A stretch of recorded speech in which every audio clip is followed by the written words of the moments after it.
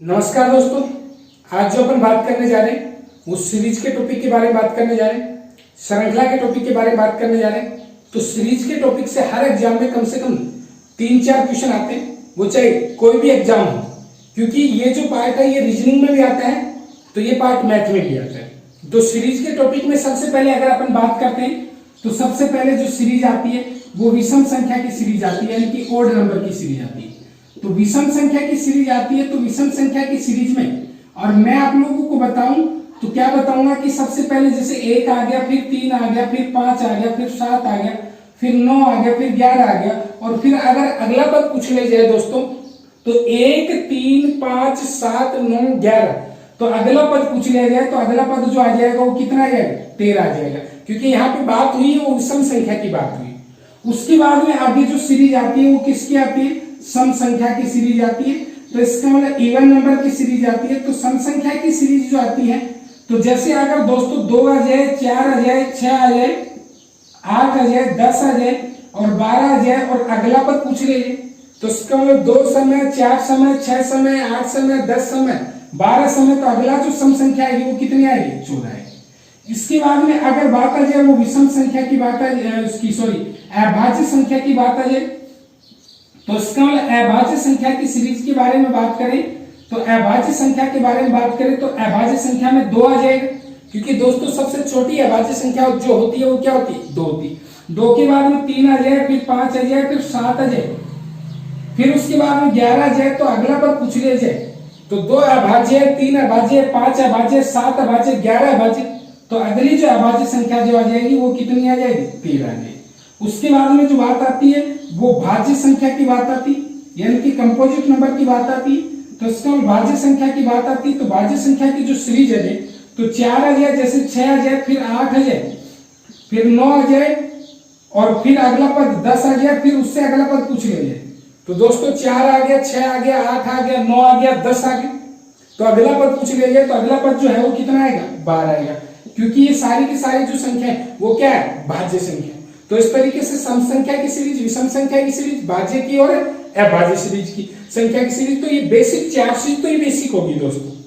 इसके बाद में आगे जो 5वीं सीरीज आती है अपने सामने, वो 5वीं जो सीरीज आती है वो जोड़ की सीरीज आती है।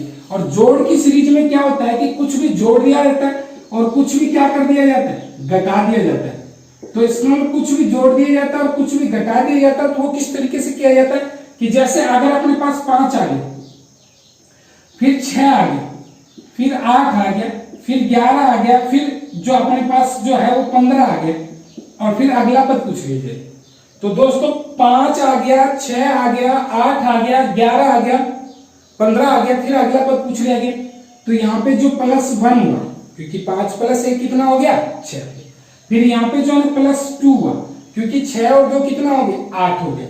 फिर यहाँ पे प्लस क्या हुआ, 3 हुआ। फिर आगे यहाँ पे प्लस क्या होगा, 4 होगा, और यहाँ पे प्लस क्या होगा, 5। और जैसे दोस्तों +5 करते हैं तो इसका ये क्या हो गया, 20 हो गया। तो दोस्तों 1 2 3 4 5 6 यानी कि बढ़ते हुए क्रम में संख्याएं जुड़ सकती है। इसी तरीके से अगर आप लोग यहाँ पे 4 ले लिए, फिर उसके बाद में 5 ले लिए, उसके बाद में आपने 8 ले लिया, उसके बाद में आपने 13 ले लिया, उसके बाद में आपने जो 20 ले लिया, फिर अगला पद पूछ लीजिए। तो इसमें 4 5 8 13 20। तो दोस्तों यहाँ पे प्लस क्या हुआ, 1 हुआ, यहाँ पे प्लस क्या हुआ, 3 हुआ, यहाँ पे प्लस क्या हुआ, 5 हुआ, यहाँ पे प्लस जो है वो क्या हुआ, 7 हुआ, और यहाँ पे प्लस क्या हुआ, 9, क्योंकि +1 +3 +5 +7 +9 यानी कि 1 3 5 7 9 जो विषम संख्या है वो जुड़ गई। तो वो जुड़ गई तो इस तरीके से यहाँ पे जो आ गया वो 29 यानी कि 29 आ गया। इसी तरीके से यहाँ पे सम संख्या भी जुड़ सकती है। इसी तरीके से अगर यहाँ पे कई बार जो आ जाता है, यहाँ पे 11 आ जाए, यहाँ पे 13 आ जाए, फिर उसके बाद में 16 आ जाए, फिर उसके बाद में जो अपने पास आ जाए वो 21 आ जाए, उसके बाद में अगला पद पूछ लीजिए। तो दोस्तों 11 आ गया, 13 आ गया, 16 आ गया, 21 आ गया, अगला पद पूछ लिया गया, तो यहाँ पे +2 हो गया, यहाँ पे +3 हो गया, यहाँ पे प्लस क्या हो गया, 5 हो गया। तो दोस्तों +2 +3 +5, तो यहाँ पे जो है ना वो प्लस क्या हो जाएगा, 7 हो जाएगा। क्यों, क्योंकि 2 3 5 7 ये सब अभाज्य संख्या है। तो इसका यहाँ पे +7 क्या, तो 20 क्या आ गया, 8 आ गया। तो मेरे कहने का मतलब अभाज्य संख्या भी जुड़ सकती। इसी तरीके से 4 6 8 9 11 4 6 8 9 10 12 ये भाज्य संख्या भी जुड़ सकती। इसी तरीके से कोई फिक्स संख्या भी जुड़ सकती कि जैसे 8 आ गया, फिर 15 आ गया, फिर 22 आ गया, फिर 29 आ गया, फिर अगला पद पूछ लेते। तो यहाँ पे +7 हुआ, यहाँ पे +7 हुआ, यहाँ पे +7 हुआ, यहाँ पे +7 हो जाएगा। तो +7 हो जाएगा तो कितना हो जाएगा? 36 हो जाएगा। तो ये फिक्स संख्या भी जुड़ सकती है। इसी तरीके से किसी संख्या का पहाड़ा भी जुड़ सकता है कि जैसे यहाँ पे 7 जुड़ गया, फिर 14 जुड़ गया, फिर 21 जुड़ गया, फिर 28 जुड़ गया। या फिर कई बार क्या होता है, एक बार 7 जुड़ गया, फिर 14 जुड़ गया, फिर 28 जुड़ गया, फिर 56 जुड़ गया। मेरे कहने का उस संख्या का जैसे 7 हुआ, फिर 7 का दुगुना 14 हुआ, 14 का दुगुना 28 हुआ, 28 का दुगुना 56। यहाँ पे दुगुना भी हो सकता है, 3 गुना भी हो सकता है, 4 गुना भी हो सकता है। इसी तरीके से कई बार यहाँ पे जैसे मान लो 5 आ गया, यहाँ पे 8 आ गया, यहाँ पे 13 आ गया, यहाँ पे 21 आ गया, और यहाँ पे जो है वो 34 आ गया। और फिर दोस्तों अगला पद पूछ लीजिए। तो इसका 5 आ गया, 8 आ गया, 13 आ गया, 21 आ गया, 34 आ गया। तो इसको अगर अगला पद पूछ लीजिए तो दोस्तों 5 और 8 कितना हो गया? 13। 13 और 8 कितना हो गया? 21। 21 और 13 कितना हो गया? 34। अब आगे 34 और 21 जो है वो जो अपने पास हो जाएगा वो कितना हो जाएगा? 55 हो जाएगा। तो इस तरीके से पहली और दूसरी जुड़ गई, दूसरी और तीसरी जुड़ के चौथी संख्या आ गई, तीसरी और चौथी जुड़ के पांचवी संख्या आ गई, और चौथी और पांचवी जुड़ के कौन सी आ गई? छठी आ गई। तो ये जो श्रृंखला होगी ये सीरीज की, ये जो जोड़ की सीरीज होगी, जोड़ की श्रृंखला होगी। उसके बाद में आगे जो बात आती है दोस्तों, वो किसकी बात आती है? अंतर की श्रृंखला की बात आती है। किसकी बात आती है?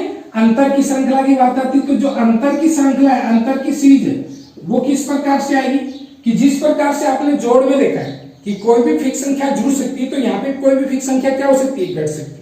जिस प्रकार से आपने बढ़ते हुए क्रम में कोई संख्या जुड़ सकती है, तो यहाँ पे वो संख्या क्या हो सकती है? घट सकती है। जिस प्रकार सम विषम भाज्य अभाज्य संख्या जुड़ सकती, तो यहाँ पे सम विषम भाज्य अभाज्य संख्या क्या हो सकती है? घट सकती। इसी प्रकार मेरे कहने का मतलब आगे कई बार क्या होता है, किसी संख्या का कितना गुणज घट सकता है। कई बार क्या होता है, एक बार एक संख्या घटी, फिर उसका दुगुना घटा, फिर उसका 4 गुना घटा, फिर उसका 8 गुना घटा। तो ये संख्या है ना, ये जो सीरीज है वो किसमें?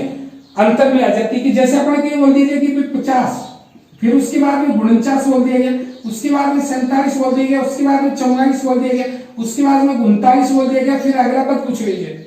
तो जैसे 50 हो गया, तो 50 में से 1 घटाए तो क्या हो गया? 49 हो गया। 49 में से 2 घटाए तो 47 हो गया। 47 में 3 घटाए तो 44 हो गया। इसमें 4 घटाए, ठीक है। तो इसका मतलब 4 घटाए तो यहाँ पे दोस्तों सॉरी 40 हो जाए।